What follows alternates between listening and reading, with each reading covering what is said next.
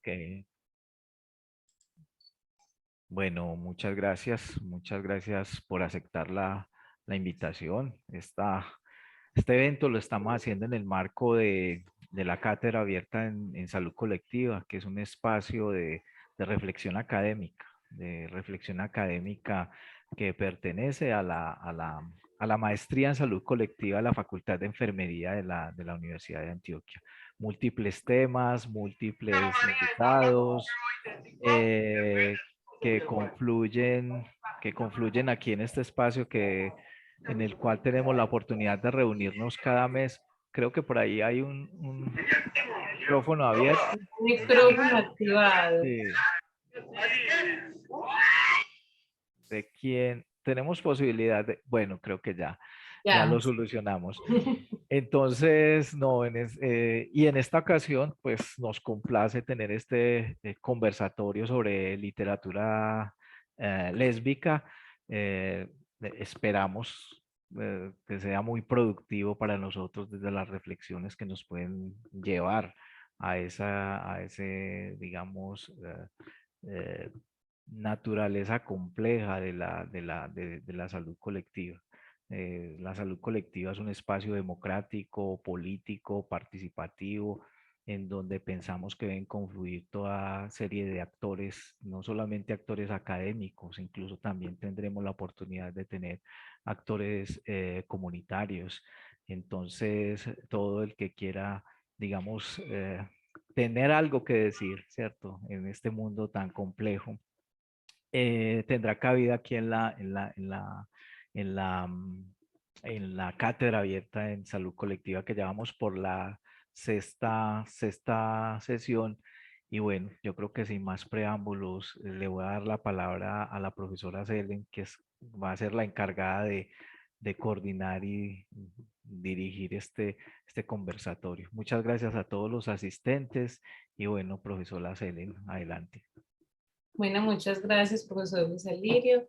Nuevamente agradecer la apertura de la Maestría en Salud Colectiva de la Facultad de Enfermería para abrir estos espacios para pensar la salud en sus múltiples aristas, ir más allá de la idea de salud que tenemos, que se ha fijado un poco a través de varios discursos que circulan en nuestra sociedad.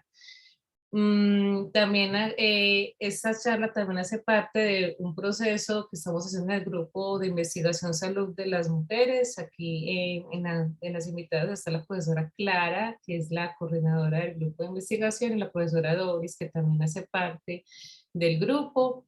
El grupo de investigación hace parte de la Facultad de Enfermería y yo también pertenezco a este grupo. Bueno, pues sin más preámbulos, voy a leerles entonces el poema donde se encuentra el título de este conversatorio. El poema es de la poeta Odette Alonso. Público, el público. No es tan alta la baranda para evitar que nos observe el transeúnte al subir la empinada callecita. Lleva al hijo tomado de la mano y cuando alzan la mirada nos descubren dos siluetas dibujadas tras el vidrio, cubiertas de una luz inexplicable. Su dedo nos señala, la luna asoma entre las nubes. Odette Alonso es una poeta cubana radicada en Ciudad de México. No sé si tienen la oportunidad de ver la portada del libro. También las portadas, también quienes estudiamos literatura, las portadas también es un ejercicio de lectura del libro, de prelectura del libro. Y el texto del poemario se llama All Music Island de Odette Alonso. Entonces, voy a leer entonces un preámbulo antes de presentar a las invitadas al conversatorio. ¿Por qué se conmemora el Día de la Visibilidad Lésbica? Esta fecha tuvo su origen en el 2008, cuando un grupo de personas y organizaciones de la comunidad LGBTQI se pronunció en España para reclamar los derechos que tiene la comunidad lesbiana en las instituciones públicas, así como exigir que sean respetadas y tomadas en cuenta. En el año 2021, La Comisión Interamericana de Derechos Humanos hizo un llamado para que los estados de la región adopten lo más pronto posible medidas destinadas a proteger la vida, salud, integridad personal y demás derechos humanos de las mujeres lesbianas y quienes son percibidas como tales. Informó que recibió casos en donde las mujeres lesbianas fueron sometidas a actos de violencia en los que se intentó modificar o suprimir su orientación sexual. Hoy, 27 de abril, la Cátedra de la Maestría de Salud Colectiva del Grupo de Investigación de las Salud de las Mujeres de la Facultad de Enfermería de la Universidad de Antioquia abre un espacio para conversar sobre la narrativa de algunas autoras que abordan la existencia lesbiana como una de las acciones que como sociedad debemos hacer para que ninguna mujer que se identifique como lesbiana sufra discriminación o acciones que vulneren sus derechos y dignidad. Por lo tanto, en este conversatorio nos acompañan Juliana Suárez Torres, licenciada en Filosofía de la Universidad de Antioquia. Nos acompañan las escritoras Juliana Ramírez y Ana Lucía Pérez. Entonces vamos a escuchar en este primer momento la intervención de Juliana Suárez, que nos va a hacer una invitación genealógica para identificar esta escritura, esta literatura lésbica. Bueno, Juliana, muchas gracias por aceptar esta invitación y te doy entonces la palabra. Bueno, muy buenas tardes a todos y todas por acompañar y pues la invitación también muy apreciada, como siempre, profe. Y bueno, como unas cuantas advertencias previas a esta presentación. Hablar de todo lo que tenga que ver con estudios de género nos incrusta en unas tensiones, discusiones, en unos estudios, ¿cierto? Y en el caso de los estudios acerca de, digamos, todo lo relacionado con lo lésbico, tenemos una gran cantidad de bagaje cultural, de producción de papers, y en este caso yo me voy a dedicar a hacer un breve esbozo acerca, digamos, de esos acercamientos genealógicos de la literatura lésbica y en habla hispana, puesto que también encontramos pues demasiado de este tema en otros idiomas. Me confirman entonces, por favor, si ven mi presentación.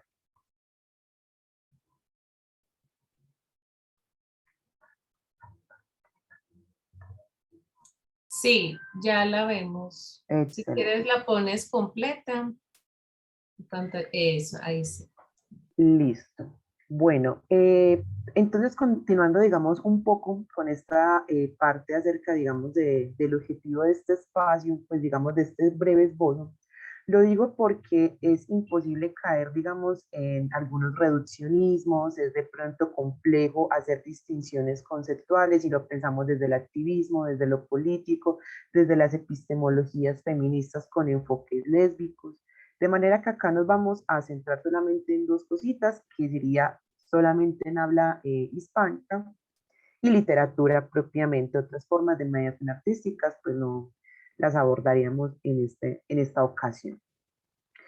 Bueno, acá tenemos un poco acerca, digamos, de lo que les vengo a conversar en este espacio y yo también soy amante a la poesía de Odette, de manera que también me tomé, digamos, el gusto de colocar uno de sus poemas también. Lo leo brevemente. Nada fue como dicen, yo descubrí mi cuerpo mojado en la maleza y lo empecé a palpar. Era mi cuerpo solo el que se hinchaba, inflada mi vela, no supe que corría por mi vientre, trepaba hasta mi pecho, enseguecía. Tuve miedo y grité, tuve miedo y rodeé la maleza. Era fuego, era sangre, era lava de volcán, era espejismo. No supe qué pasaba y tuve miedo, pero dejé rodar mi cuerpo y la llovizna. Y algo estalló vibrante, quién sabe en qué recode. Después dormí tranquila, un tiempo inexplicablemente largo. Después quizás llegara Adán, pero ya no lo vi. Otra vez la llovizna humedeció mi cuerpo y me sentí gritar. Quiero comenzar con este poema de Odette para abrirnos paso a una serie de indagaciones. Y es que hablar de literatura lésbica necesariamente nos hace preguntarnos asuntos como si el erotismo entre mujeres es la característica esencial de este tipo de literatura el cual hemos visto otras manifestaciones artísticas clásicas, como el Cantar de los Cantares. Tenemos también muestras de erotismo en la obra de Bukowski, tenemos también un Lolita, de manera que decir que el erotismo entre mujeres será esta como la cualidad propiamente, porque de ser así no tendría que estar escrito por mujeres, ¿cierto? Otra indagación que nos puede surgir respecto a las temáticas lésbicas y narrativas es en la medida en que estas obras hablan de las vicisitudes afectivas de dos mujeres, podemos decir que es lésbico. Y tenemos otra pregunta que sería entonces también qué lógicas de instrumentalización encontramos en unas narraciones que no son solamente objeto de gusto y de deleite para las mujeres, sino también para los hombres.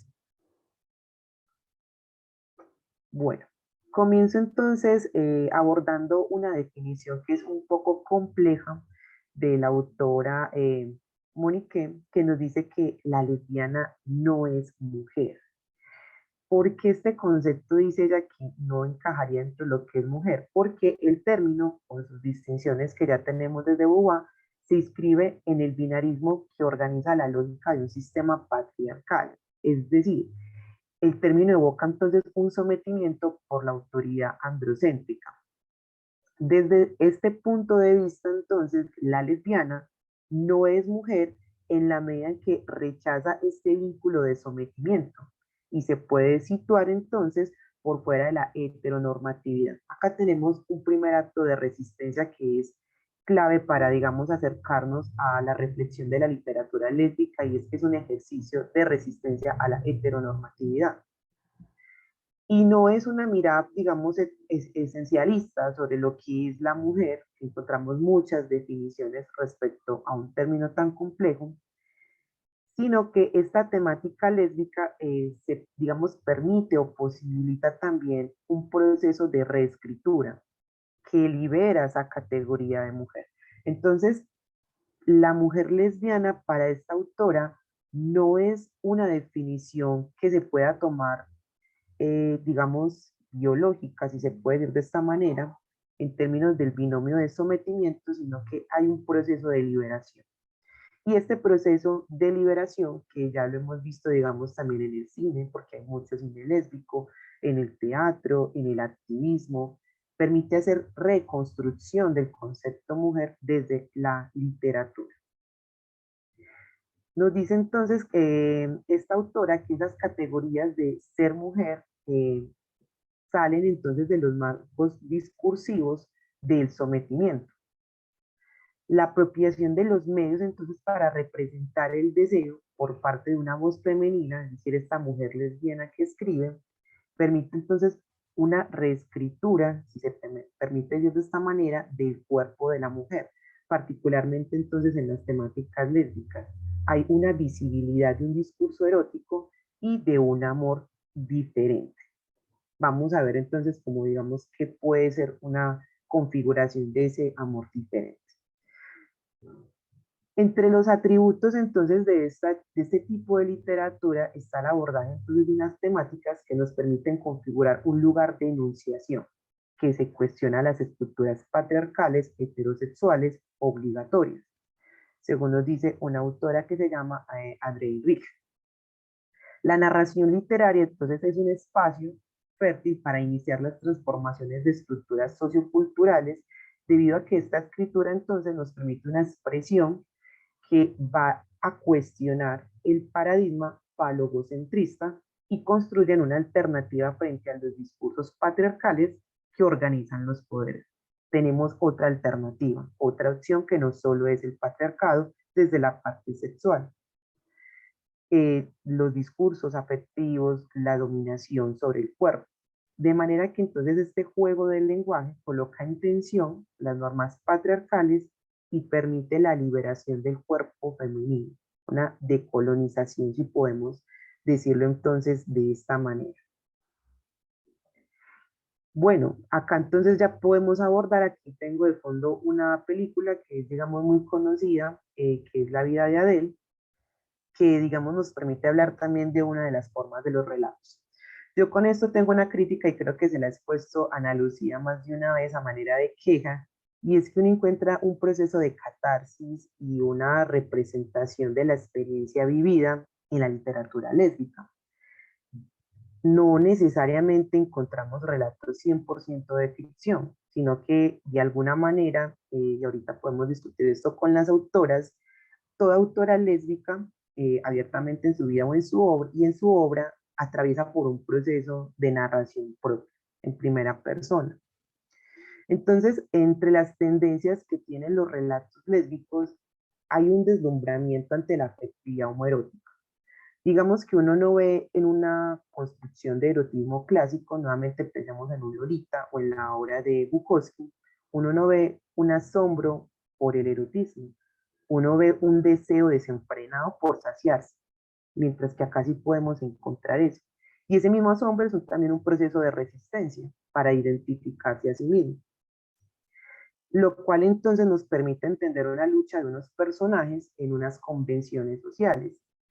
Antes de entregarme al deseo, me cuestiono la validez de este deseo, tanto para mí como para el resto de la sociedad, lo cual pues también nos va, digamos, a cohibir el deseo. Y eso es algo muy interesante porque entonces también en este tipo de relatos de temáticas lésbicas hay todo el tiempo una lucha del mismo deseo. Lo puedo, no lo puedo, es legítimo, es ilegítimo, ¿qué? ¿Cuáles van a ser las condiciones que a mí me van a someter si sucumbo ante él?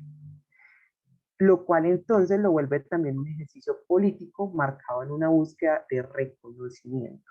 Es decir, que de alguna manera ese relato de ficción busca una existencia ontológica necesariamente. Yo acá me permití colocar dos, digamos, fenómenos de estas tendencias, los cuales hay más, inclusive sobre todo en el ámbito británico, no encuentro otros géneros literarios de temática lésbica, digamos, más de la mano de la obra, digamos, de ciencia ficción, de la obra de investigación, o el relato, digamos, siniestro. También he visto, digamos, en inglés escrituras de ese tipo, pero en castellano, en lo personal, pues yo he logrado identificar dos formas de relato, que una sería el relato testimonial. Esta vertiente entonces de relato se enfocaría en sacar a la luz las experiencias lésbicas. Es una lucha por la configuración de una identidad donde el erotismo confluye entre mujeres, su manera de relacionarse y la manera de enfrentar el deseo. Acá tenemos tres obras que son de autoras colombianas. Una de ellas la tenemos acá, que es Ana Lucía Pérez, que pues Una fiesta y un secreto, donde encontramos el testimonio de una mujer que intenta reconstruir sus pasos de conquista de la que fue, digamos, su primera relación afectiva lésbica. Un libro para Marta, de la autora Maylene Ortega, la cual lamentablemente no nos pudo acompañar el día de hoy, donde también nos narra a través de una serie de poemas cómo fue esa primera experiencia que tuvo justamente, creo que en Francia. Y también en estos relatos testimoniales resulta que no solo hay el matiz, digamos, del erotismo, del encuentro del cuerpo y del deseo, sino también un matiz formativo, que es el de Camila, tiene dos mamás, que es de la escritora Verónica Ferrari. Este ejercicio de escritura ella lo hace para, digamos, reconocer su familia y posicionarla en un lugar en la sociedad. También, digamos, como una manera de acercar a su hija a la manera en la cual ella entiende su propia familia. De manera entonces que en estos relatos testimoniales no todos, digamos, son la catarsis del deseo, sino que son también un ejercicio de autorreconocimiento necesariamente, lo cual entonces viene a ser una característica fundamental de este tipo de relatos que no encontramos, digamos, en otras obras necesariamente. Tenemos los relatos que son relatos transgresores. ¿Por qué les coloco este nombre? Bueno, realmente este término de la transgresión del relato es citado por Sánchez y nos dice que es un enfoque temático donde se implica un ejercicio de interpelación a los procesos subjetivos y construcción de imaginarios discursivos, puesto que el lesbianismo es todavía una noción incómoda cuando se trata de hacer crítica literaria. Entonces, en este orden de ideas, en la parte de la transgresión, debemos abordar también la idea que nos da Gloria Ansaldúa, que es la idea de la frontera como un lugar que permite reelaborar identidades. por ser un espacio atravesado por varios discursos, permite la liberación del sujeto de los sistemas opresivos, lo que pues digamos podemos encontrar acá textos que pretenden desestabilizar lugares normativizados de enunciación y también pues permite plantear el asunto lésbico como un espacio de ruptura falogocéntrico. Más adelante inclusive vamos a hablar de unos textos donde encontramos unas críticas también a la manera en la cual, digamos, las mujeres cuestionamos la posición en la cual nos hemos venido relacionando históricamente, y es como les decía al comienzo, acerca del sometimiento. Es decir, qué tipo de deseos perversos pueden, digamos, aflorar en las mujeres que nos permita liberar el cuerpo de los cánones establecidos de pasividad, por ejemplo. En varios de estos, digamos, relatos transgresores se propone entonces un recorrido por el género, la sexualidad, el cuerpo y el deseo como medios de invención de otras formas de vida. Entonces está esta mujer que tiene varias parejas poliamorosas, o estaría esta mujer que no se encuentra o no se halla, digamos, entre los binarios entre los estereotipos establecidos de lo lésbico, que enseguida vamos a hablar acerca también, digamos, de las tensiones y desafíos de este tipo de literatura. Y en la medida entonces que nos permite, digamos, habitar esas fronteras, nos permite rescatar esas otras formas de ser, de la relación entre lo femenino y lo lésbico, que no son válidas en muchos casos. Coloco acá el texto de Oder que nos muestra la profesora Selen, porque en este poemario, sin necesidad de spoilearlo, los invito a que se lo lean. Podemos encontrar una referencia a lo lésbico en la que digamos, los personajes intentan entender el mundo del otro. No solo, digamos, es ese personaje que se sitúa como aquel que se ve señalado, sino que intenta entender a quién lo señala. ¿Por qué me señala? ¿Bajo qué condición me está señalando? Entonces, en ese sentido, es un ejercicio de ir más allá de esa parte, digamos, testimonial y tratar de desconfigurar cómo me ve la sociedad en mi condición de ser lesbiana. ¿Cuáles son entonces esas tensiones y desafíos que se encuentran generalmente? Unos imaginarios sociales respecto a este tipo de literatura que generalmente son negativos y que buscan, digamos, la naturalización y también la legitimación de estas ideas. Primero, el binomio entre lo activo y lo pasivo. Por una parte tenemos a la lesbiana clásica, entre comillas muy grandes, que es masculina, que busca emular las actitudes masculinas, y por otra parte a la lesbiana femenina, que asume un rol de pasividad.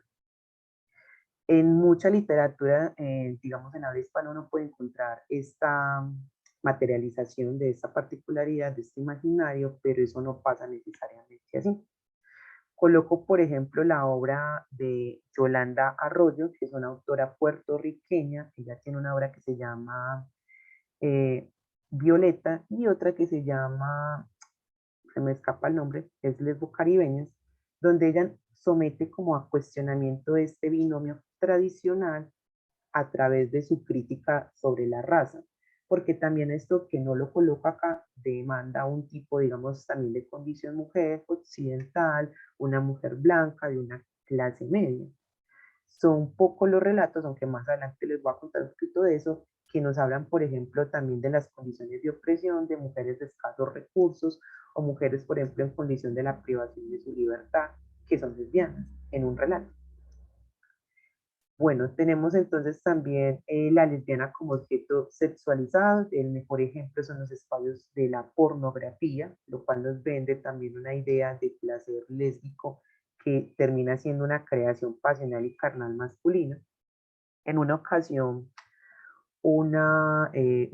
pues una conocida me decía que si hay una distorsión grandísima acerca de la configuración del sujeto lésbico es la pornografía, porque no se acerca para nada a la manera en la cual se configura ese deseo y esas relaciones afectivas. Y tenemos a la lesbiana como un producto de la insatisfacción generada por hombres que no han sabido proporcionar un verdadero placer. Esta es otra, digamos, también complicada, esta otra, digamos, este otro estereotipo, este otro, digamos, imaginario, porque entonces esto también, digamos, imposibilita al reconocimiento, mejor autorreconocimiento por parte de muchas mujeres, debido a que el problema entonces es de ellas, porque es de ellas o es del otro, perdón, el problema es del otro, quizás con este no, pero con este otro sí, resulta que con este tampoco, pero vamos a intentar con el último. Entonces, no es que no puede ser algo innatural en mí, realmente es porque no he sabido encontrar esa satisfacción verdadera, que es una idea también muy afianzada por el mismo patriarcado. Me dicen si voy de pronto muy rápido. Bueno, ¿qué pasa entonces con estos estereotipos? Según Camacho Platero, un autor español, él nos comenta que estos modelos de las lesbianas expresados en otras mediaciones, también no solo la literatura, sino también como la televisión, ahí encontramos tanto el binomio activo-pasiva, como el objeto sexualizado, como la lesbiana, digamos, insatisfecha. Lo mismo, digamos, en series de televisión. Acá, por ejemplo, les traigo una muestra de, digamos, unas dos series en habla hispana que fueron muy conocidas, que una se llama Amar en tiempos revueltos, que es una serie española del 2004 más o menos. Las Aparicio, que es una serie mexicana, y también otra que se llama Los Hombres de Paco, que es la última que ven abajo, la cual también es del 2008 hacia adelante. ¿Qué pasa con estas series? Él dice, bueno, todos estos estereotipos, estos imaginarios negativos del sujeto lésbico son necesarios. ¿Por qué son necesarios? Porque entonces estas mediaciones entonces ayudan a que los esfuerzos por la reivindicación de la imagen lésbica a través de la existencia de estos personajes en cine y en televisión sean evidentes, sean visibles. Esto funciona como una especie de iniciación a futuras representaciones críticas. Entonces, ¿qué nos dice este autor?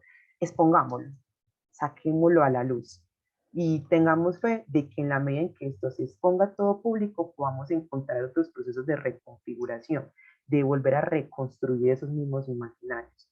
Entonces, para él el hecho de que esto aparezca instrumentalizado en otras formas de mediación más allá de la literatura y en la misma literatura, es un ejercicio bueno, lo cual pues ya digamos queda un poco a crítica de cada persona. Bueno, obras célebres y escritoras representativas, bueno, realmente tenemos una lista muy amplia. No todas las que voy a mencionar son de habla hispana. Tenemos un consolidado de escritoras fundantes de un género en construcción, en la medida en que, bueno, he venido hablando de literatura con temática lésbica, pero considero que es un género literario como tal lo que se va construyendo de la mano de autoras, por ejemplo, como lo es Cristina Peri Rossi, la cual vemos en la primera imagen, con obras como La habitación de hotel, Ana Lucía Portela, Cristina Rivera, Isabel Frank, tiene una obra muy interesante que se llama No me llames cariño. Tenemos a Carmen Riera, tenemos a Silvia Moli, tenemos también a Andrea Maturana y Sonia Rivera Valdés. Estas, digamos, son como esas autoras cánones que justamente ahora ya son sujeto de indagación desde su literatura, y en este sentido creo que tenemos, digamos, más que una temática enfrente a un género literario que es reflexionado desde su propia, digamos, desde su propio campo disciplinar en construcción. Bueno, también, digamos, quería traer a colación un primer ejercicio que a mi modo es como un Larousse de literatura lésbica, que se llama Voces para Lili, literatura contemporánea de temática lésbica en Sudamérica. Esta obra recoge aproximadamente 48 textos de escritoras contemporáneas sobre literatura de temática lésbica, tanto como poesía como otras narratividades, y en ellos encontramos en todos estos relatos intervenciones de los espacios discursivos que aportan a la visibilidad de subjetividades disidentes, que se inscriben en una tradición literaria que se va configurando de a poco, al punto que podemos entonces permitirnos pensar si las narraciones lésbicas no constituyen un género literario, más que entonces una temática. Y por ejemplo, uno de los relatos representativos de esta antología es el cuento Ana y Joaquín, que es una historia de pervención de Morela Petrosi, donde el personaje principal, que se llama Anna Vitti, ella es una instructora de pilates y tiene una obsesión, la cual pues ella la descubre en sus terapias con un joven llamado Joaquín Cortés. Y el problema radica en que ella no quiere que ningún hombre la penetre. Ella quiere estirarse a este muchacho Joaquín, ella quiere ser quien lo penetre.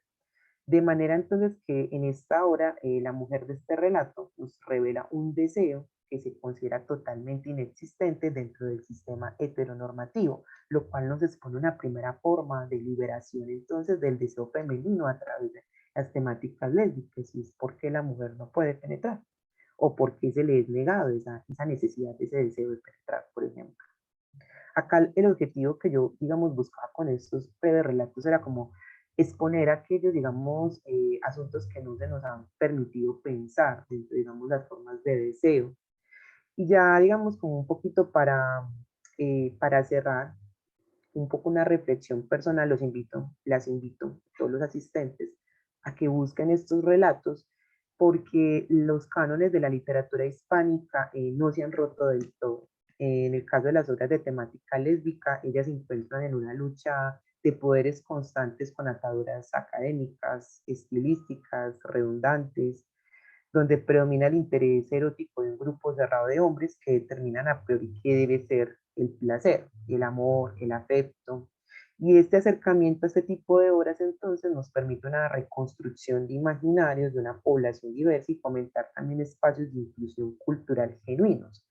O si no es el caso, por lo menos encontrar en las estanterías otras formas de deseo que no partan precisamente entonces de las formas lógicas de opresión. Muchísimas gracias.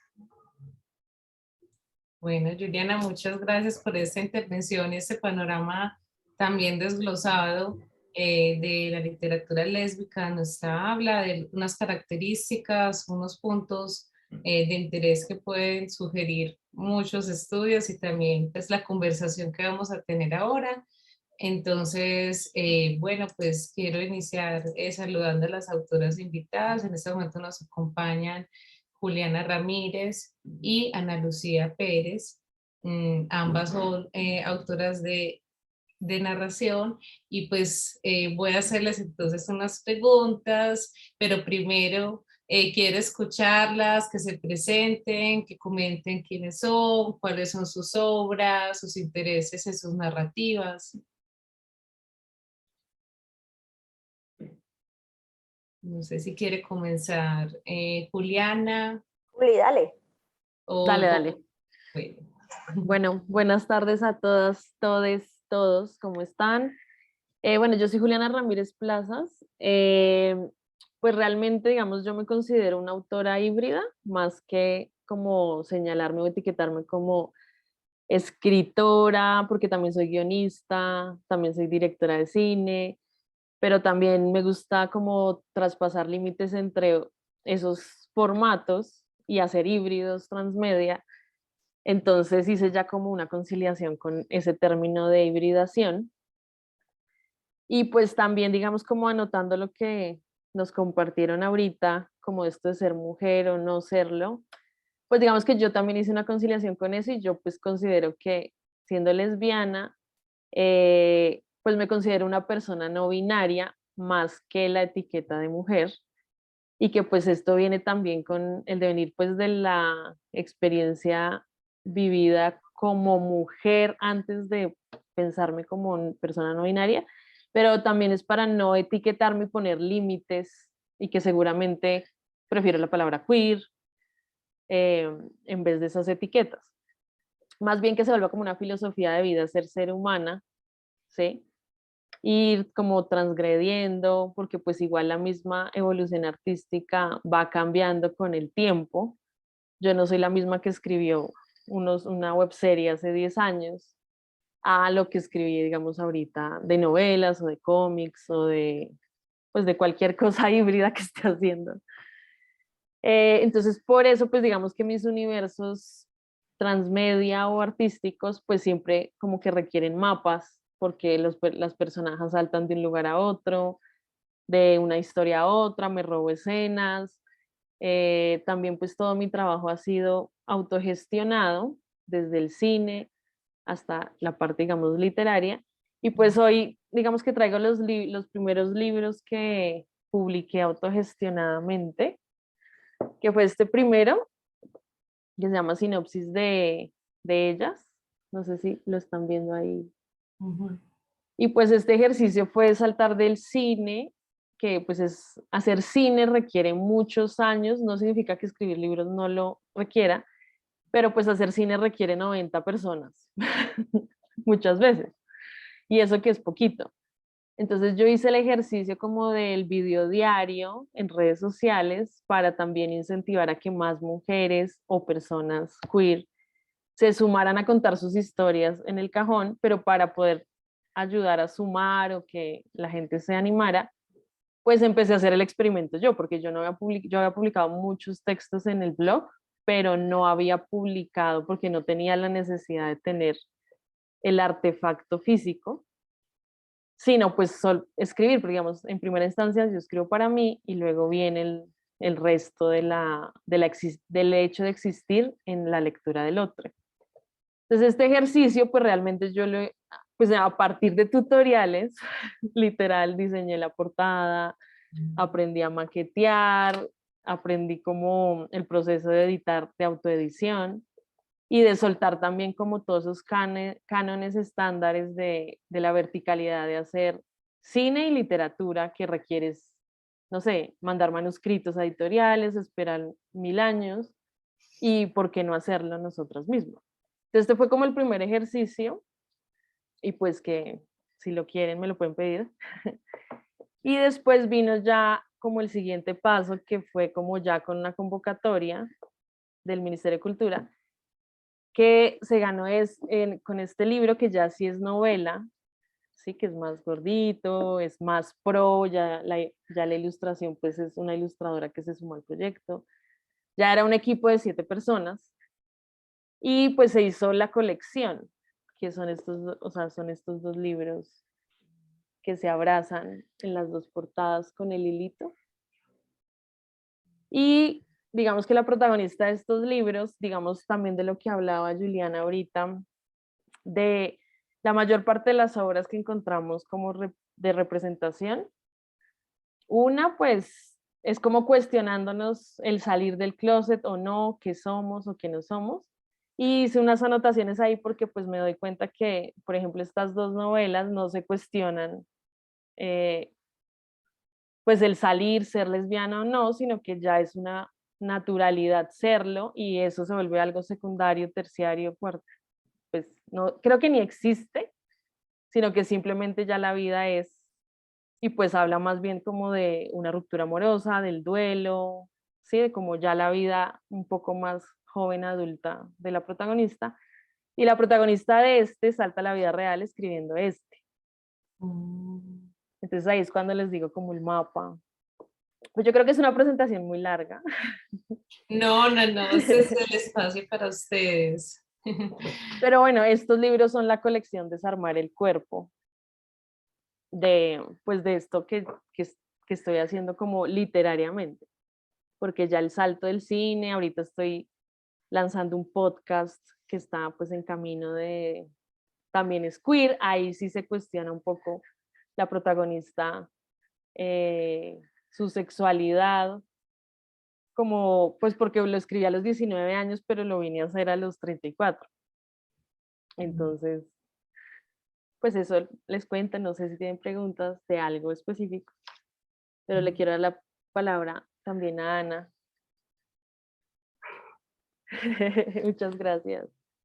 Gracias a ti. Tranquila, hable todo lo que quiera. Hable.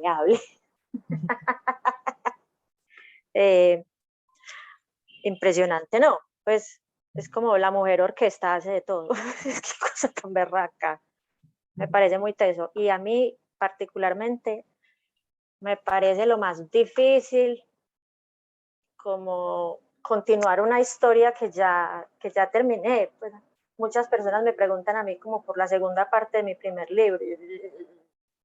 Ya, no, hagamos de cuenta que se murieron. Me parece re difícil. Bueno, yo soy Ana Lucía Pérez, vivo en Medellín principalmente. Tengo 38 años y me dedico a escribir y a colorear y a ver televisión y así. Antes de de empezar otra vez con la cosa, les quiero agradecer a ustedes, a todos los que hicieron, todas las personas que hicieron posible que estemos aquí hoy. Muchísimas gracias, de verdad. Julie, muchas gracias, que es la berraquita que me saca para que aparezca en donde me necesita. Bueno, ahorita Julie dijo que sí. Ah, no, un momentico. Entonces aquí viene la presentación de mis libritos. Todos han sido ganados por convocatoria. Si no, no tendría ninguno. Yo no sé cómo hacer la autogestión y sacar mis propios libros. Si supiera, tendría más, pero no. Este es el primero, que es como ahí, pum. El más conocido, que se llama Una fiesta y un secreto. Este sí es un libro con una mini novelita de temática lésbica, explícito, la verdad sí es erótico, y fue como una catarsis, lo escribí como una catarsis para sacar, como lo dijo ahorita Julie, el relato testimonial, como sacar toda la historia que tenía en mi cabeza, que hubo parte real y otra parte no. Entonces, como para cerrar ese tema, escribí esto y bueno, resultó que se ganó una convocatoria y se convirtió en mi primer libro. Ya está agotado, no se antojen. Entonces, bueno, tenemos la digital. Este es una antología de Ita Editorial, y en ella tengo el relato más cortico y más soso de la historia sobre viajes. No tiene nada que ver con lesbianas, con nada. O sea, esto fue como, voy a escribir esta pendejada a ver qué pasa. Pues ahí terminó en esa antología. Este es Las imperfectas formas del amor, otra convocatoria, otra antología con Ita Editorial. Y en este hay un relato corto que tiene contenido lésbico, pero no se centra en eso. De hecho, la protagonista termina con un hombre, entonces, como... Porque eso es una de las cosas que a mí me gusta hacer, y es como salirme también de las etiquetas y de lo que la gente piensa que va a pasar. No, chao, a mí no me gustan las etiquetas. Yo, pues, por eso escribo de cualquier cantidad de cosas, para que nadie, pues para no ser etiquetada como una escritora de literatura lesboerótica. No, eso no me agrada para nada. Entonces, bueno, este también es un poquito explícito, pero es muy cortito. ¿Qué falta? Así. Este se llama Sueños de Corazón. Oiga, no he podido con esta pantalla. Este se llama Sueños de Corazón y este lo escribí por la discriminación. Cuando en Estados Unidos mataron a George Floyd, eso me dio tanta rabia que escribí es como un ensayo sobre la discriminación en contra de los negros, en contra de los maricas, de las lesbianas, de todo. Entonces este sí me gusta mucho. Y también es otra antología con Ita. Ya va a acabar. Este se llama Historias Privadas. Otra antología con Ita. Pues es que de verdad con Ita como que publica súper fácil. Y son cuentos de diferentes temas. Aquí hablo de crímenes, hablo de suicidios, son como 6 o 7 de Tinder, de todo. Para eso, para romper el esquema de literatura lesbiana. Y el último, que es la nueva estrellita, es este que se llama Amor sin casillas. Lo lanzamos el 2 de abril en Bogotá, también es con Ita Editorial. y es una novela corta que se trata del poliamor. Y también es explícita, muy. Esta es muy charra, esto nació como un encargo que un señor en España me pidió que escribiera esa historia y yo lo hice, pero el señor empezó la pandemia y desapareció. Pues yo no sé si se murió o qué. Entonces yo cogí el libro a final de año y pues como que terminé y lo mandé y bueno, ahí está mi último librito, Amor sin casillas. Por favor, no lo compren todavía porque tengo un problema con la editorial. Entonces ya después yo les diré. Bueno, pues muchas gracias. Qué presentaciones, qué autoras, qué recorrido. Y bueno, pues entonces les voy a hacer unas preguntas. La idea es que también circular por ellas o no responderlas o poner otra pregunta. También eso es lo más importante de los conversatorios. Bueno, pues yo les quería preguntar porque pues yo fui formada desde la literatura, ¿cierto? Para ser profesora de lengua y literatura. Entonces a mí me enseñaron que el autor era diferente a la obra, ¿cierto? O sea, que para uno analizar o estudiar el texto literario, tenía que separar la biografía del autor de la obra literaria. Y eso está sustentado en dos autores. En Roland Barthes, que dice que el autor murió, en 1968 dice que el autor muere, que lo que es decir, un texto no está supeditado al autor, porque es decir, si diríamos que estaría supeditado al autor, mientras el autor existe, el texto existe. Entonces dice que no, pues que el texto sigue, ¿cierto? Y la otra, otro autor que dice es Michel Foucault, que dice que no es que exista un autor, sino que existen son discursos, o sea, que hay una articulación de discursos y que los discursos circulan y que no hay un autor de los discursos, sino que hay unas relaciones de poder, que más bien hablaríamos de unos susurros. Si queríamos escuchar algo, sería susurros.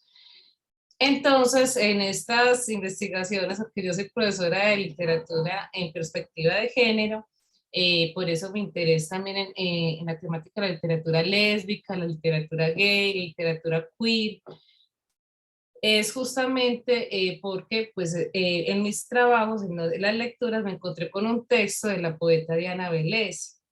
Se llama La construcción de la autora, una poeta lesbiana, que es un texto que ella publica pensando que es una poeta lesbiana. Entonces ella dice lo siguiente: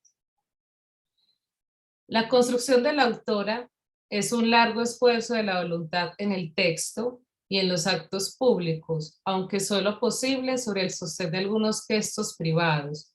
Si, como se ha dicho, en la poesía la voz del autor es siempre monológica, este ya se despliega polifónicamente a través de una construcción múltiple. Pensemos en una autora lesbiana, específicamente una poeta lesbiana que imanta como lectoras en su propio imaginario una comunidad de mujeres en general y en particular de mujeres lesbianas. Ella y a la autora y a sus libros o algún libro en particular que la instale en un pequeño sitio paradigmático que por algún tiempo sirve de modelo y espejo.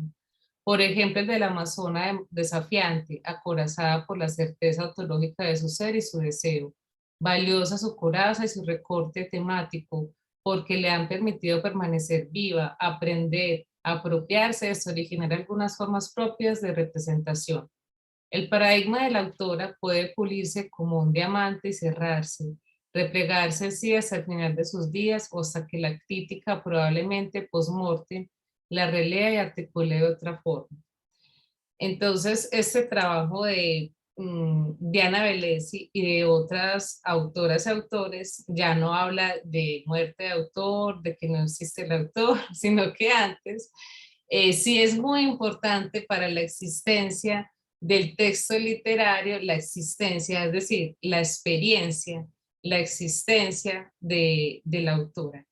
Entonces, mi pregunta es para ustedes, ¿qué es ser una narradora lesbiana? Ya pues nos dijeron que no hay etiquetas, pero pensemos en esta construcción, porque estamos en el Día de la pues conmemorando el Día de la Visibilidad Lésbica, y sería muy interesante como ese proceso, ¿cierto? Como pensar qué es una autora lesbiana. Si ya no existe esa idea de autor y ahora les dice que sí, ¿ustedes qué piensan como autoras?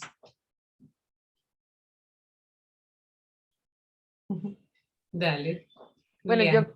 pues yo en estos momentos sí pienso que como la representatividad y la visibilidad está en proceso de y está en nuestras manos, la obra digamos que no se despega o no se, aunque sea libre, porque digamos la obra se vuelve parte del devenir de las espectadoras o de las lectoras y se vuelve la obra de ellas, por ende, y ellas. Sin embargo, yo sí siento que el nombre, sea seudónimo o no, sí es necesario plantarlo porque históricamente hemos sido borradas. O sea, si éramos borradas como autoras mujeres, que además tengo que decir autoras mujeres en vez de decir solo autoras, pues por ende, digamos, las mujeres lesbianas autoras también fueron supremamente borradísimas. Entonces es necesario que sí se sienten las bases de nosotros como autoras, sea que nos tengamos el apellido lesbianas en nuestra, por ejemplo, yo me nombraría solo narradora o autora híbrida, y pues tú simplemente te das cuenta que todo lo que yo escribo, hago, pues es queer, porque sí o sí. Pero aunque viaje por los géneros de la ciencia ficción, el podcast, formatos, sí, pero sí me planto como una autora híbrida queer y en todo lado podría aparecer de esa manera. Pero también sucede y veo o siento que eso también sucede un poco en el cine, que como ahorita históricamente la representación, que es un debate también como de qué actrices deberían interpretar los papeles de personas trans, personas lesbianas. En este momento yo sí soy también autora y también soy espectadora. Yo sí o sí prefiero que quien está en la pantalla y quienes están detrás sean queer, ¿sí? Porque es que como no existe como una norma, sino que acá se están cumpliendo son cuotas de rating, entonces por eso es necesario. Para mí el objetivo en toda mi obra también es que en algún momento yo abra un casting, por ejemplo, y independientemente de tu orientación sexual, está la personaje para el casting de lesbiana, crespa, morena, ta, ta, ta. Pero llega una persona trans, pero sin tener que decírmelo, y es precisamente la actriz que interpreta y que me enamora por el personaje, no sea necesario preguntar si es lesbiana, trans, sino que simplemente por su talento va a interpretarlo y no necesariamente va a, va a interpretar un personaje trans por ser trans, ni va a ser una personaje lesbiana porque es lesbiana en la vida real. Pero como eso no está pasando en este momento, sí necesitamos que las autoras pues planten que lo son, pues dado el caso que quieran plantarlo, pero también del otro lado hacerlo, porque es de eso, porque esa es la resistencia que estamos viviendo, porque pues publicar libros y llegar a editoriales es un camino muy largo Muy y que difícil. pues digamos en mi caso yo prefiero publicar y si llega ese camino o esa puerta pues bien, pero pues no me va a poner a esperar porque pues la vida es hoy. Eso es lo que pensaría en cuanto que sí necesitamos que las autoras nos plantemos como y que sí exista la relación y que el anónimo ya pues se borre. Sí, sí. Sí. Ana Lucía. Yo es que, no, a mí no. A mí no me gustan las etiquetas, yo ni siquiera soy lesbiana, yo soy bi, entonces yo no me puedo poner a decir en la calle que yo soy lesbiana y pasado mañana me ven con un man y entonces qué clase de farsante es esta, ¿sabes? No, para mí la obra se separa muchísimo del autor. No es como que vos vas a llegar a coger un libro y vas a decir, uy, si me leo esto conozco a Ana Lu. No, pero para nada. y eso incluso ha sido una pelea eterna con todas mis parejas, con mi familia, con los amigos, que yo escribo cualquier cantidad de cosas y todo el mundo cree que eso es lo que está pasando en la vida real en mí. Y no, o sea, simplemente son letras que me imaginé, cualquier cosa. O sea, para mí ser narradora es contar historias y para contar historias yo utilizo la imaginación, lo leído, lo escuchado, lo que veo, de todo, no necesariamente lo que yo he experimentado. Por ejemplo, uno de los cuentos que escribí es un pintor asesino y es hombre, y yo pues ni pintora, ni asesina, ni hombre, pero igual lo hice. Entonces, pues para mí son súper distintos. Y me acuerdo que Cristina Peri Rossi, en una entrevista que le hicieron, también dijo que para ella la obra y el autor eran completamente diferentes. Ella escribió una novela como si fuera un perro y también ha escrito como si fuera hombre. Entonces, y no es ninguna, ¿saben?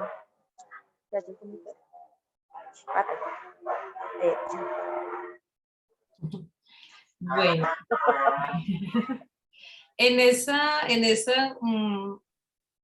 hay una construcción del lenguaje que ahorita lo vemos en la presentación de Juliana, que es un lenguaje falogocéntrico, o sea, es decir, la construcción de las epistemologías que estudiamos en la universidad, más que todo, son propuestas desde una construcción, digamos, sería reduccionista, pero masculina, ¿cierto? Que no quiero tampoco decir que masculino es igual a hombre, ¿cierto? Porque no estamos pensando en eso. Como ustedes lo han dicho, una puede transitar, hay unas ideas de masculino y femenino que se transitan.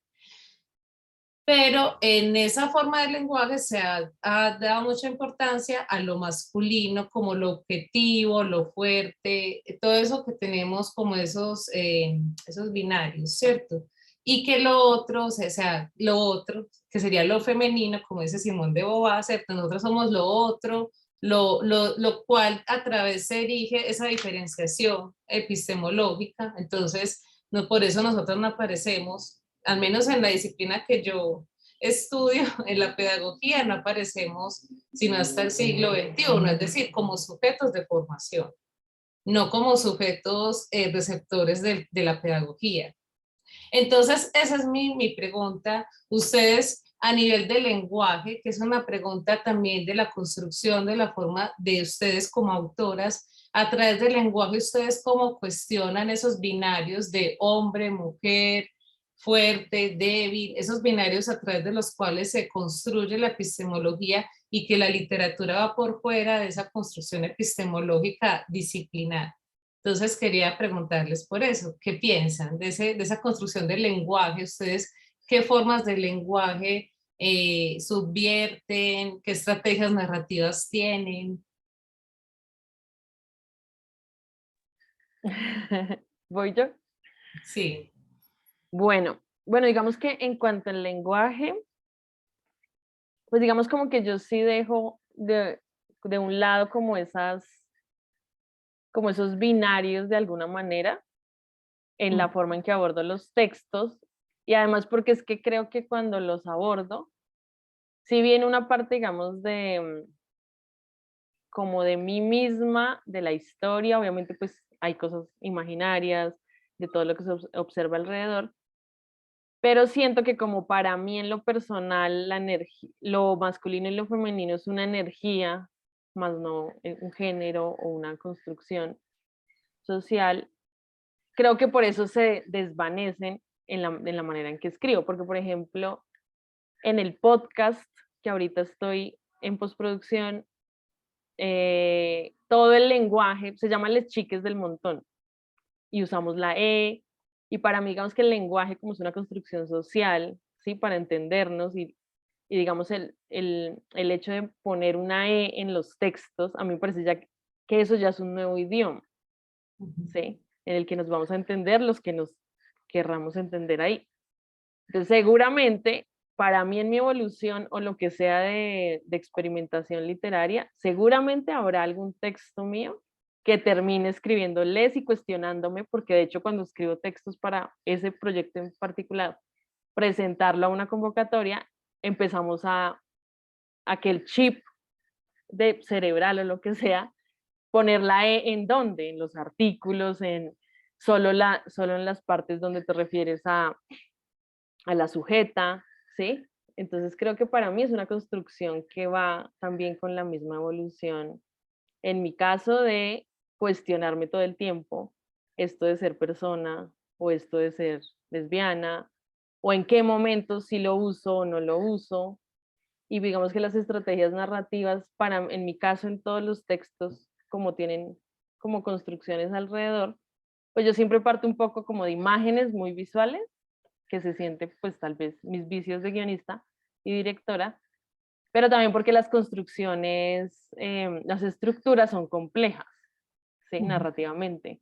Entonces, creo que para mí la estructura viene antes que el lenguaje como imagen poética, y después ya se construye, pero es como muy cinematográfico también el cómo lo abordo, y generalmente en guión lo último que abordas es la manera en que se nombran los diálogos, por ejemplo, es lo último que uno hace en general, no como fórmula, pero se tiende, porque además se construyen después en colectiva con las actrices, y creo que eso ocurre también un poco en mi literatura, porque soy muy híbrida, ¿sí? Entonces, creo que es una construcción y de construcción constante.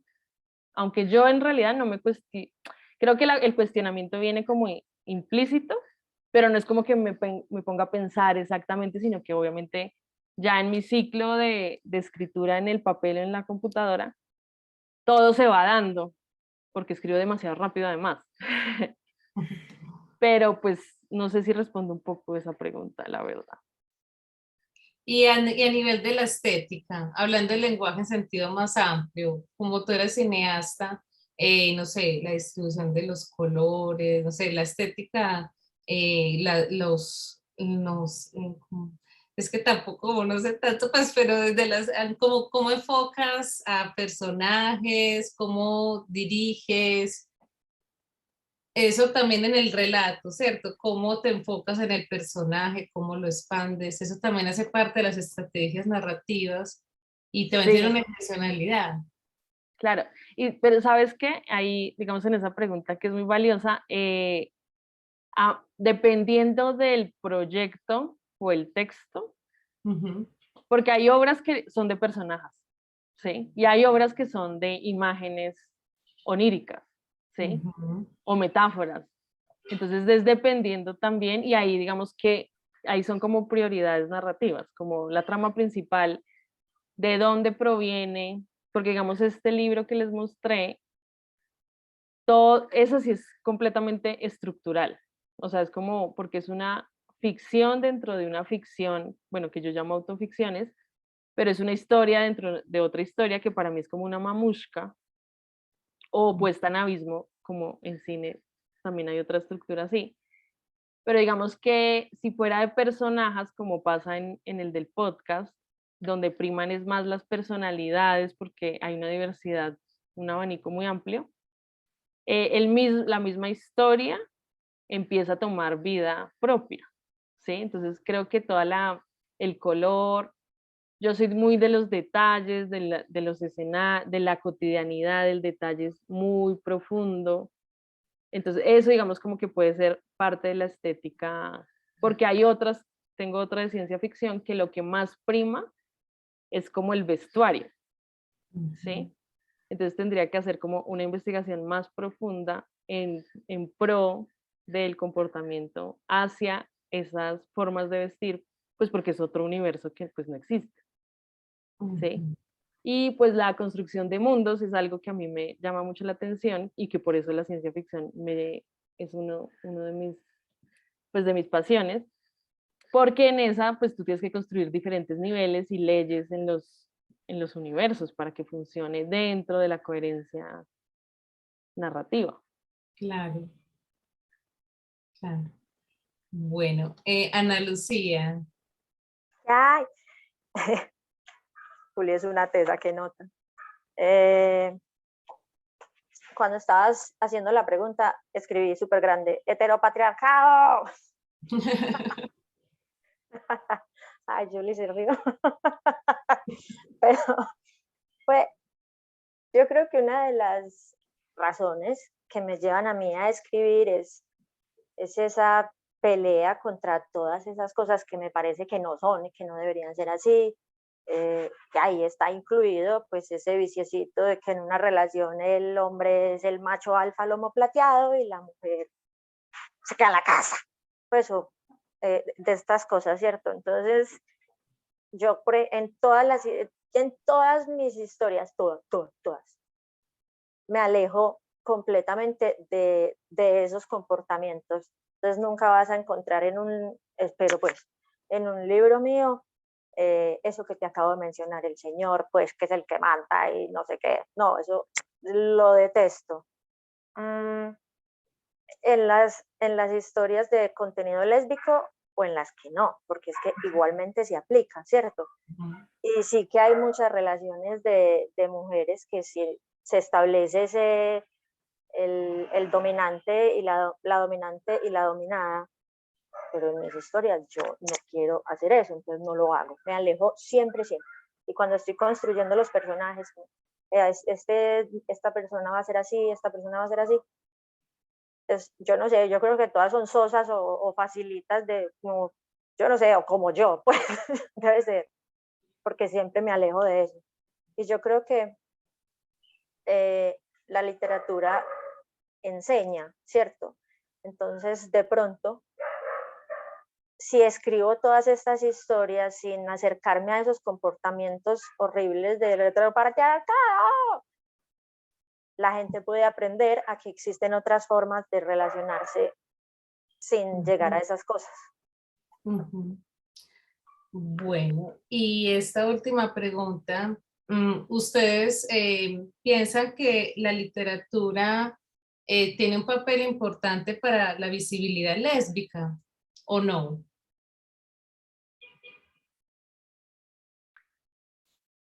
Claro que sí. Claro que sí, porque digamos que es como la primera, digamos también es el primer acercamiento que tenemos cuando niñes, acercarnos, digamos, a la oralidad de los cuentos que nos narraban los adultos en esos momentos. Y también es como el refugio de muchas personas que aún continúa siendo el libro como un artefacto de refugio, ¿sí? Entonces, me parece que es muy importante porque pues ahí es donde también están como todas las historias, digamos, como origen, para luego saltar como, digamos, a otras artes como el teatro, la fotografía, digamos, pues yo haría obras híbridas, pero creo que sí es muy importante porque es un vehículo, es un puente y además es que el libro es muy personal, ¿sí? El libro también es, digamos, si la autora de alguna manera pone su universo a ese servicio de la lectura, de otros que van a interpretarlo, cuando lo interpretan las otras personas se vuelve otra historia porque en tu cerebro y tu imaginación va a jugar un papel muy puntual y particular, ¿sí? Entonces, para mí es importante porque primero deconstruimos, generamos representatividad, pero entonces cada quien va a imaginarse como quiera las personajes que tú acabas de crear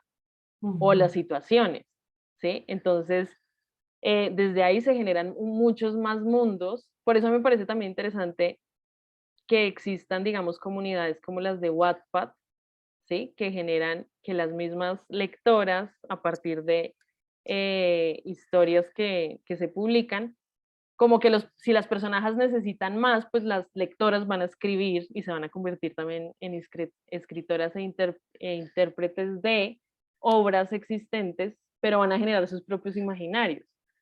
Digamos, también me llama mucho la atención que en estas comunidades, cuando hay, digamos, historias hetero, la audiencia está como diciendo, no necesitamos más parejas hetero, comedias románticas o lo que sea.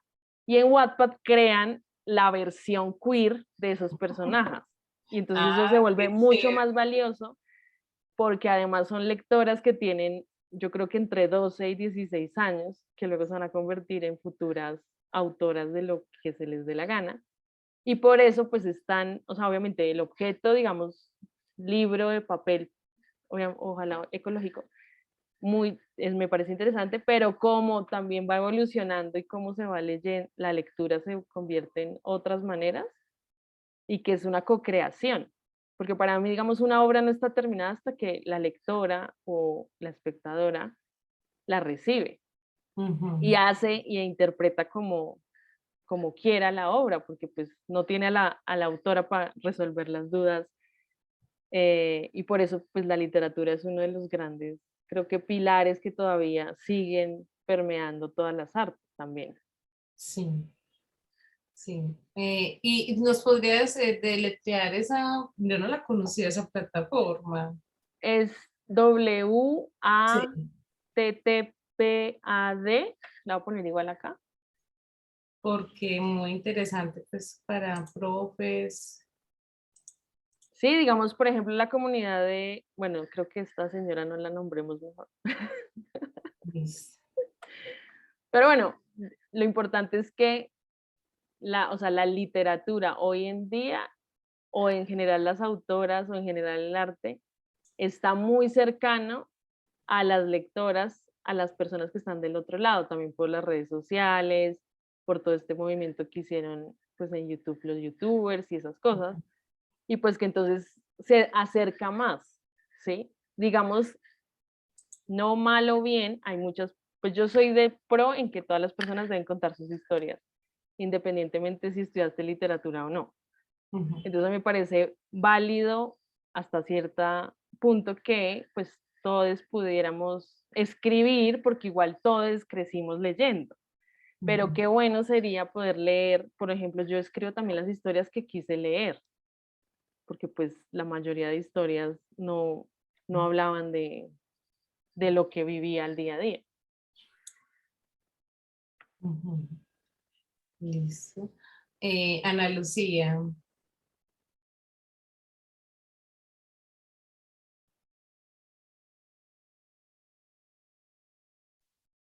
Uy, casi no le quito el silencio al micrófono. Ay, no, espera. Que te vaya bien. Yo escribí un montón de cosas y todo, vea. Mentiras. Justo esta mañana estaba viendo en no sé qué, seguramente en Kuwait o lo que sea, un video en que una señora, en una película, le preguntaba a sus alumnos quién era más peligroso, quién era peor, si Trump o Walt Disney. Y entonces la gente empezó, que Walt Disney, no, que Trump, que Trump, que Trump. Y la señora dijo, no, es que lo peor fue Walt Disney, porque Walt Disney nos metió en la cabeza un montón de ideas, que pues todos los, pues como hace muchísimos años todos hemos visto las películas de Disney, ¿cierto? Y en todas se ve los mismos parámetros de los que estábamos hablando, de la heteronormativa, pero duro, el príncipe que llega, la salva, Tin, y aquella parcera se queda en la casa hablando con pájaros, pues básicamente. Eh, eh, entonces, pero no hay historias lésbicas, ¿cierto? O sea, creo que apenas va a salir la primera lesbiana en una película de Disney y eso pues lo aplaudimos un montón, por fin, ya era hora, gracias. Entonces yo creo que la conciencia es algo que uno regala. Hay gente que de verdad no sabe que las lesbianas simplemente son personas y ya.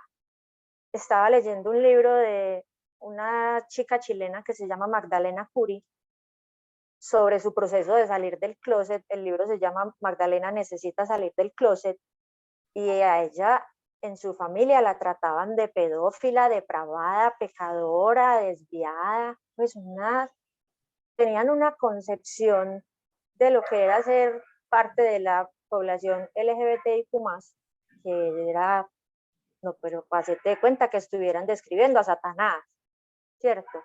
Entonces, yo creo que la literatura que tenga contenido lésbico que por cierto no estoy de acuerdo en que sea un género, porque le crearía restricciones y alejaría a un montón de gente de él, sino que sea una temática.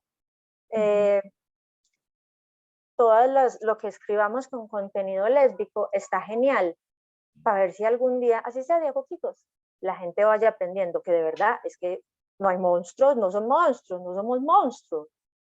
Y ya, me parece pues que es muy importante y pues por eso es que yo me dediqué a eso. Ay, muchas gracias, Ana, por recibir esta invitación. Muchas gracias, Juliana, Juliana, por compartirnos esa ponencia tan interesante. Voy a leer entonces las conclusiones. No, pero esperen. Quiero darle espacio al público que tenemos, que ya creció mucho. Entonces, mejor preguntas y luego leo las conclusiones. ¿Qué preguntas tiene el público? Aprovechando a las autoras, a Juliana y a Ana Lucía. Y a Juliana también, preguntas sobre la ponencia de ella, comentarios. Yo digo algo, Helen, y a todos. Sí, todas las culturas híbridas están afín a la salud colectiva. Tenemos un tronco común y cada persona que dice algún problema, esa adopción de la cultura híbrida como lograr el futuro y una visión importante en el planteamiento de la salud colectiva total afinidad. Entonces me parece que ese es como el lugar al que orientar.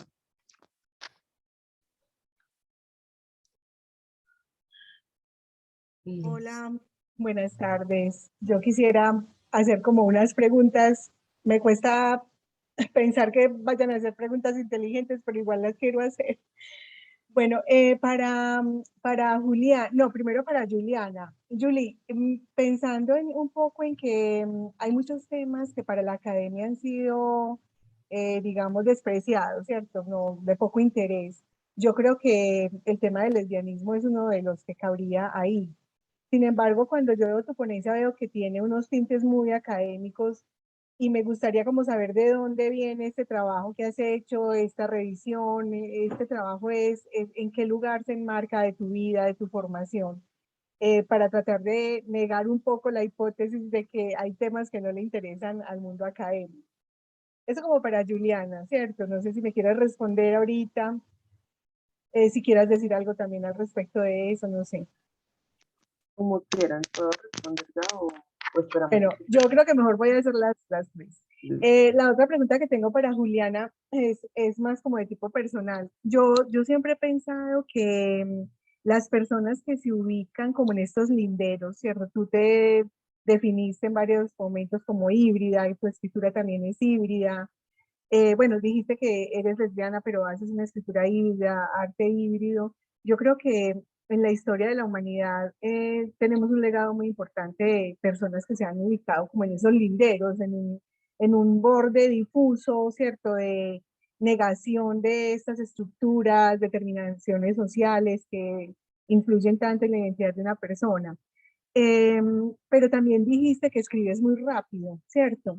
Entonces, cuando yo pienso en que una persona que se ubica en esos linderos es de una escritura muy difícil, debe ser muy difícil, pues me imagino yo, debe ser muy difícil de escribir desde ahí, donde es un imaginario, ¿cierto? Desde donde se conjuga lo personal, la inconformidad, la frustración con este sistema opresor, negacionista de tantas situaciones y realidades de las personas. Entonces, ¿cómo haces? ¿Cómo logras hacer una escritura rápida? ¿Cómo fue ese proceso para lograr ser ágil en la escritura de temas que creo que son tan difíciles? Y como te digo, es desde un imaginario que tengo, no tengo pruebas para eso, pero es como que siempre lo he pensado. Ay, qué bueno yo poderme ubicar en un lugar bien borderline, bien difuso, bien borroso, poder escribir como tantas cosas, pero siento que no me fluye como por ahí. Bueno, y para Ana, dijiste que, bueno, tu experiencia con las editoriales ha sido muy distinta a la experiencia que ha tenido Juliana. Y bueno, ha sido una afortunada. Conozco personas que siempre han tenido como ese deseo de poder tener acceso a recursos, a modos de publicar sus ideas, tus trabajos y es difícil. También dijiste, bueno, pero tengo un problemita con la editorial en este momento. ¿Hasta dónde crees tú que también estos temas del erotismo, de del pensamiento, digamos, no binario, se está convirtiendo también en en un mercado cultural, en una mercancía de la cual se están beneficiando precisamente no los promotores de una sociedad más equitativa, difusores de una cultura, por ejemplo, en nuestro caso, de la salud, ¿cierto? Más integral, más realista, ajustada, digamos, a las necesidades de las personas. Esas eran como mis preguntas. Muchas gracias.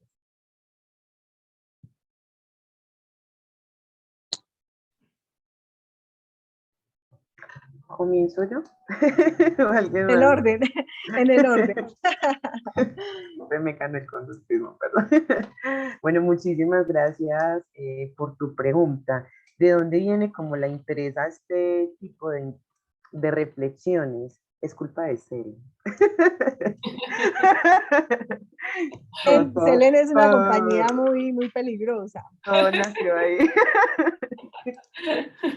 Pero es una cosa muy interesante porque justamente cuando ya estaba finalizando mi pregrado, venía como, digamos, de alguna manera engullendo literatura sin cuestionarme como esas mismas indagaciones críticas, es decir, las reflexiones filosóficas, para nadie es un secreto que han nacido de la mano de muchos hombres, de demasiados.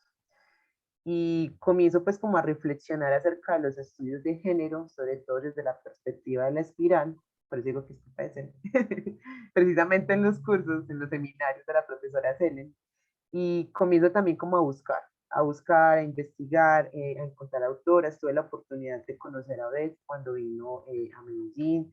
No conozco personalmente, pero sí tengo, pues, digamos, el contacto de Yolanda Arroyo, lo mismo, Ana Lucía también la encontré, también la encontré en esa misma búsqueda, precisamente como para desconfigurar ciertas lógicas. La pregunta que hacía, una de las, digamos, indagaciones que planteaba al principio de la presentación acerca de qué diferencia hay, por ejemplo, entre un texto erótico, en el cual hablemos de deseo entre cuerpos, y una obra de literatura lésbica, por ejemplo. Si recordamos el poema también que nos leía la profesora Selen de Odette, cuando alzan la mirada nos descubren. Hay otras lógicas de configuración que merecen ser vistas.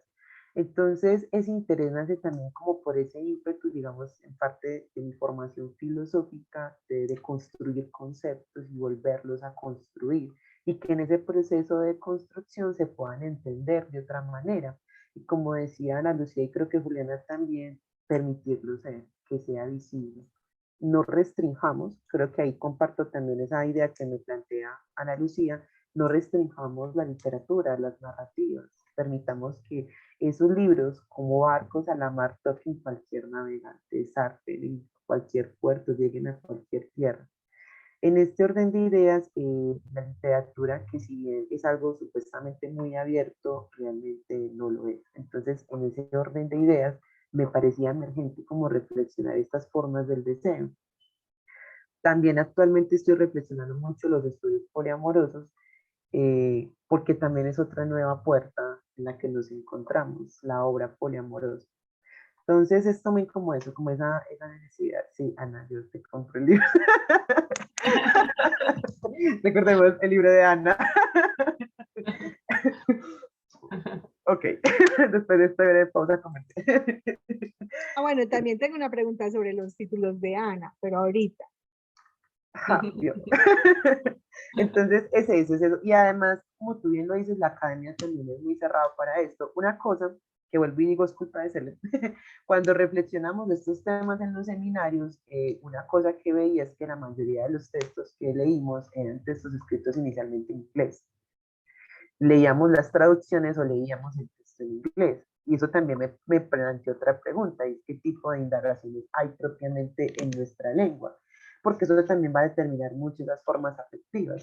Por ejemplo, el texto que leía de Mariela acerca, digamos, se llama Narcoputas, que está también en esta ontología que comenté en mi presentación, no es igual la afectividad de una mujer occidental europea del siglo XX, sesentera, que la afectividad que pueda llegar a, digamos, desarrollar una mujer que ha sufrido violencia, que ha sufrido maltrato, que es latinoamericana, que tiene unos problemas de identidad de raza, que tiene unos problemas de nacionalidad, que tiene unos problemas de identificación también de su propio género y que también las lógicas de opresión son diferentes. Entonces, en este orden de ideas, sí o sí son reflexiones que deben partir de nuestra lengua, porque son la expresión de nuestra cultura y nuestro contexto.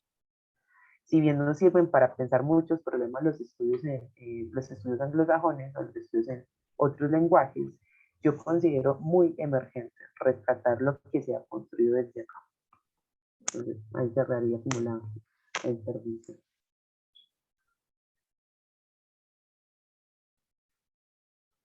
Bueno, Juliana. Juliana. Y Ya Juliana. está, perdí el micrófono. Bueno, Doris, muchas gracias por tu gran pregunta, muy inteligentes todas y bellísimas. Bueno, pues digamos que en lo personal, pues nombrándome como autora híbrida y de lo que dije de escribir rápido, pues yo, bueno, creo que tiene que ver con que como que a mí se me ocurren las historias o sea, como que la base filosófica puede ser de alguna manera, es que yo escribo para mí en primera instancia, ¿sí? Entonces, como que el otro, o que digamos también lo de autocensurarse, no lo he vivido, por eso mismo, porque como yo escribo para mí, yo soy mi primera lectora, mi primera espectadora y la primera que se va a divertir o la primera que necesita sacar esa historia sí o sí. Entonces, claro, mi hábito de escritura desde los 7 años ha sido arduo. Y en el blog, cuando lo tuve en el 2014, yo escribía así, o sea, escribía automático, yo no me editaba para nada y lo mandaba y ya, se iba a donde tenía que irse. Entonces, claro, como escribo constantemente, pues mis ciclos, porque también pues son ciclos específicos donde se vuelca todo en el papel, son más rápidos y de hecho por eso un poco el cine es un poco más lento, es porque escribo un guión muy rápido, pero pues para hacer la película duran 8 años. No digo que la literatura no dure, porque pues digamos estos libros empezaron a gestarse en el 2014 y los vine, digamos, a volcar en el papel en el 2018, pero fueron 6 meses, pero es porque el ciclo creativo, soy consciente que existen ciclos específicos y para mí, digamos, esto de la inspiración y del bloqueo de la página en blanco, para mí eso no existe y de hecho en mis talleres, en mi laboratorio, lo trabajamos de esa manera porque es una cosa de autoconocerse como artista, ¿sí? Entonces, por eso digo que escribo rápido, porque realmente voy a una velocidad más rápida de crear historias que en sí no me daría tiempo de ponerme a publicar el libro, hacerlo bonito, luego, o un guión. Lo escribo rápido, pero ¿a qué horas voy a hacer la producción si pues todo se hace autogestionado? Porque yo ya tengo la siguiente, ¿sí? Entonces es como que yo me desligo mucho como de un poco de esta realidad o sea, la realidad que nos juzga o que nos, de alguna manera, creo que, digamos, mi resistencia es, lo hago para mí y el resto vendrá, habrán 10 Julianas que quieran leerme y esas 10 Julianas se multiplicarán. ¿Sí? Porque si lo hacemos o si lo haces, digamos en el caso que también te estabas diciendo a ti mismo en la pregunta, ¿qué van a pensar? Porque sí he visto que en grupos de mujeres, en un encuentro en Uruguay, todas las 40, y me saco de ahí, tenían problemas de autocensura. Y como yo no lo había conocido y no lo había sentido, entonces por eso empecé a hacer mi laboratorio de escritura, porque siento que es algo que tiene que ver más con el autoconocimiento y como el paso a escribir por mí y no por lo que vendrá. Creo que esa es como la manera. Y bueno, y lo de escribir rápido sí es disciplina, porque por eso digo, para mí la inspiración, eso no cabe, porque para mí realmente escribir y tener como esa rigurosidad de poder escribir rápido, o sea, me puedo tardar 10 años haciendo algo, ¿sí? pero el volcarlo en el papel es muy rápido. Entonces, digamos, 1500 páginas de estos libros las escribí en 6 meses, 6 horas diarias, pero dándole pero es disciplina y es como hacer deporte. Los deportistas de alto impacto, o como se llama esa cosa, de las personas que hacen deporte, es lo mismo, te levantas, tienes un ritual, comes bien, te sientas, pero siempre y cuando estés en ese ciclo, porque o si no, si ocurre lo del tal bloqueo, es porque pues estás en el lugar, en el momento en el que no deberías estar escribiendo en el papel, sino investigando, viviendo la vida. No sé si te la respondo, Doris. Sí, sí, me la responde. Muchísimas, perdón, muchísimas gracias, Juliana, y a Juliana que no alcancé a darle las gracias también. Gracias a ti. Mi turno. Anita, no te escapo. Bueno, Ajá. perdón, yo uso como buena paisa los diminutivos siempre, pero Ay, pero me encanta porque así me dicen mis sobrinos y ay, mira, justo aquí dice Tianita y todo aquí. Ay, es que, o sea, con esta berraca cámara no pude nunca. No, bueno. Me preguntaste sobre las editoriales y bueno, antes de que se me olvide, realmente el problema con la editorial no tiene nada que ver con el contenido del libro, sino que la señorita que hizo el diseño, pues se comió una letrica, entonces el nombre del libro está malo aquí, en el lomo, ¿sí? Y entonces, bueno, corregirlo como que es mucho problema para ellos. Vamos a ver. Y sí, he sido muy afortunada con las editoriales. En algunos casos no me han publicado nada, ¿cierto? Pero en otras sí. Y yo nunca he modificado mis textos como para que a este le guste más o como para que sea más... vendible. Como sí, más vendible, más comercial. No, pues eso no es problema mío. Es que yo tengo que mandar, o sea, yo tengo que expresar ese mensaje que yo quiero dar, que es sobre los derechos de las minorías LGBTIQ, de las negritudes. A mí no me importa si a los otros no les gusta. Y si a los otros no les gusta, probablemente la editorial pues tampoco me parará bolas, por así decirlo. Me ha ido muy bien, yo creo que es porque me he contactado con editoriales independientes y con convocatorias, porque las convocatorias son un golazo. Como decía Juliana, pues para sacar un libro hay que tener un montón de presupuesto. Entonces, aprovechando las convocatorias, es que he logrado sacar los 7 libros que les mostré ahorita. Y no, o sea, no se trata de que me van a publicar este libro porque tengo este contenido erótico. A mí ni se me ocurre. Yo escribí la novela así tal cual, la mandé. Eso sí, a la mano de Dios, a la pata del diablo. Sí. Pero como te digo, como que yo no renuncio a lo que tengo que hacer, pues al objetivo. ¿Y qué me ibas a preguntar de los títulos? Te iba a preguntar de los títulos. Selene introdujo la conversación de hoy haciendo pues un comentario sobre la portada del libro que trajo para motivar la conversación, diciendo que era como también los podemos leer entre líneas, ¿cierto? También hay un mensaje impreso, ¿cierto? Y seguramente intencionado en quienes diseñan la portada y quienes piensan el título. Entonces, me llamó la atención, tus títulos son, no sé si te vaya a ofender con esto, pero me parecieron sencillos tus títulos, ¿cierto? Amor sin casillas es este último, el otro es Corazón sin corazón. No, esos últimos, pues no, realmente inventados por mí son este que es una fiesta y un secreto y este que es Amor sin casillas, que sí son más simples que, ay, pero es que así soy yo.